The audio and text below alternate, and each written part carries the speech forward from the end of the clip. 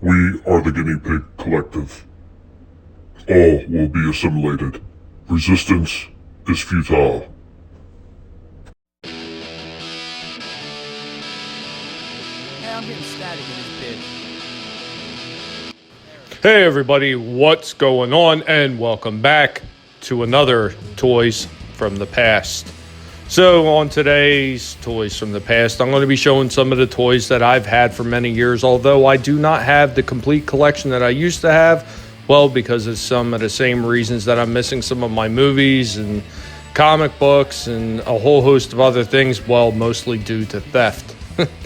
Yeah, it's one of those things that you can't seem to shake when you live in a garbage-ass city that I used to live in Trenton, New Jersey. And some people wonder why I hate New Jersey so much. Well, that can pretty much tell you exactly why I can't stand that dirty, rat-infested place. But anyway, what toys are we going to be talking about today? We are going to be talking about some of the old WWF toys.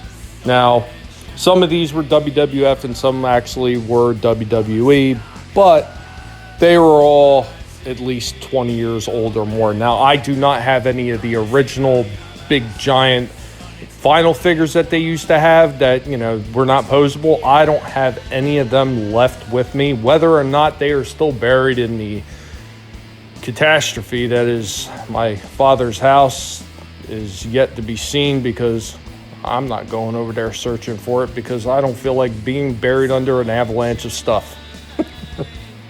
So what I do still have are some of the action posing figures made by Hasbro. Now, the one that I'm showing here is the Undertaker. Now, I had two of them. I think I might have had three at one time, and one of them got lost. But basically, you would pull back on the one arm, and he would do almost like a clothesline. Now, these figures, they actually did re-release some of these as a retro line, I want to say just like within a year or so. And they had newer characters like Seth Rollins, and they had Dean Ambrose, and so on and so on.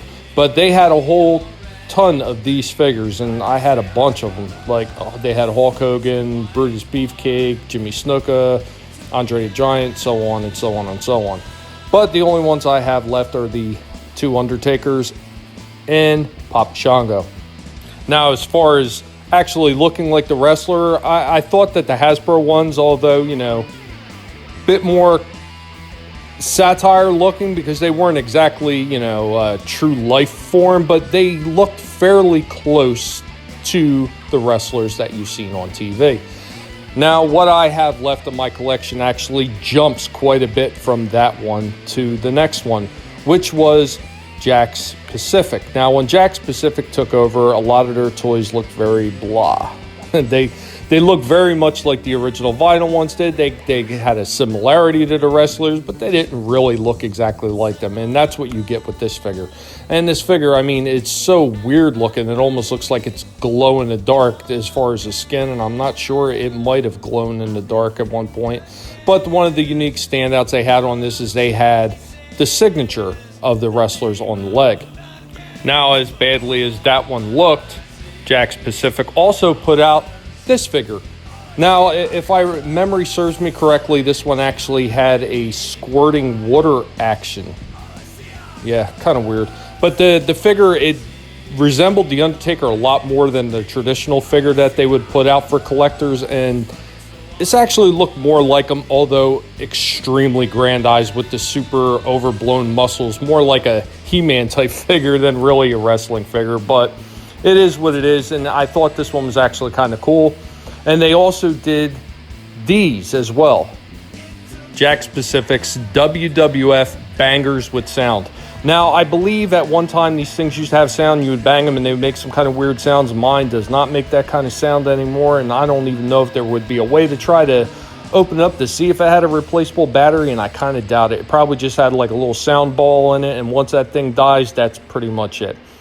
Once again, the figure, actually, the face looks a lot more like the Undertaker than their regular collector figure, but it is what it is.